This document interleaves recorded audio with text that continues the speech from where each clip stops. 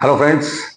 आखिर हॉटस्टार ने अपनी much awaited web series criminal justice season 4 के आखिरी यानी 8वें एपिसोड को आज गुरुवार को रिलीज कर ही दिया।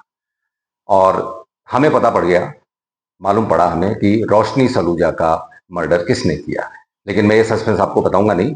उससे पहले मैं हॉटस्टार वालों से एक बात कहना चाहूंगा कि भाई आप ऐसा मत किया करो। अगर 8 एपिसोड की कोई वेब सीरीज है तो उसको एक साथ ही इकट्ठे ही जारी कर दो। 4 एपिसोड इन्होंने 4 हफ्ते पहले जारी किए एक साथ, और बाकी के 4 एपिसोड पता नहीं अब इसकी हाइप बनाने के लिए है क्यों हफ्ते में, हर हफ्ते हफ्ते हफ्ते करके 4 हफ्ते में इन्होंने जारी किया। और पांचवा, छठा, सातवां, आठवां, और आज 8वां एपिसोड जारी किया। इससे वेब सीरीज के जो शौकीन लोग हैं, जो मर्डर मिस्ट्री देखने के शौकीन है, उसका एक तारतम्य टूटता है। इसलिए आगे से ऐसा ना करा करो भाई, एक साथ ही जारी किया करो। आपसे मैं कहना चाहूंगा कि अगर आप मर्डर मिस्ट्री में इंटरेस्टेड हैं, अगर आप कोर्ट रूम ड्रामा, जो बहुत ही शानदार तरीके से इसमें फिल्माया गया है, वो उसमें आप इंटरेस्टेड हैं, अगर आप पंकज त्रिपाठी के फैन हैं, जो कि आज हमारी फिल्म इंडस्ट्री में एक बहुत बड़ा नाम है, उनकी एक्टिंग अगर आप देखना चाहते हैं एज एडवोकेट माधव मिश्रा, तो आप इस वेब सीरीज को जरूर देखें। पूरी आ चुकी है अब ये। और इसका जो सस्पेंस है वो इतने अच्छे से इन्होंने बाद में दिखाया है इस 8वें एपिसोड में कि, और उसमें एक ट्विस्ट देके दिखाया है कि आपको मजा आता है। वैसे स्टोरी इसकी पूरी लंबी है, लेकिन मैं बहुत ही शॉर्ट में आपको बता देता हूँ कि डॉक्टर नागपाल हैं, उनकी पत्नी अंजू नागपाल हैं, दोनों में सेपरेशन हो जाता है।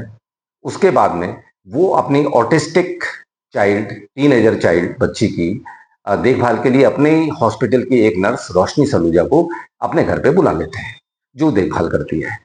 बाद में फिर धीरे धीरे अपनी ही नर्स के साथ में उनका अफेयर हो जाता है।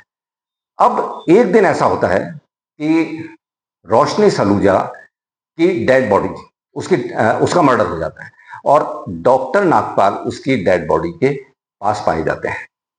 पुलिस उनको अरेस्ट कर लेती है, केस चलता है, और डॉक्टर नागपाल के जो एडवोकेट हैं वो हैं हमारे पंकज त्रिपाठी, माधव मिश्रा के रूप में।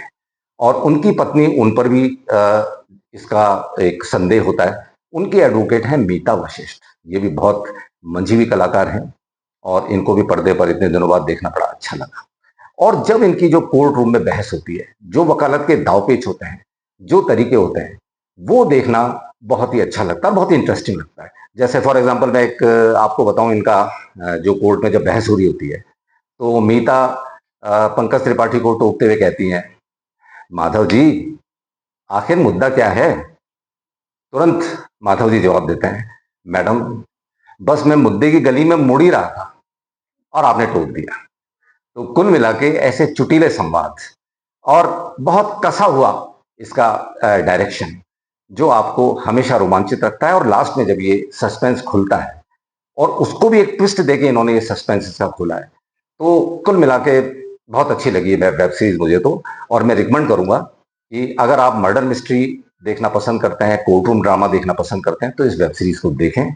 ये निश्चित रूप से आपको पसंद आएगी, और दैट इज क्वाइट इंटरेस्टिंग। तो अपना इस क्रिमिनल जस्टिस सीजन 4 के रिव्यू को मैं यहीं पे खत्म करता हूँ। बहुत जल्दी मैं आपसे मिलूंगा अपने नए वीडियो में। तब तक के लिए नमस्कार।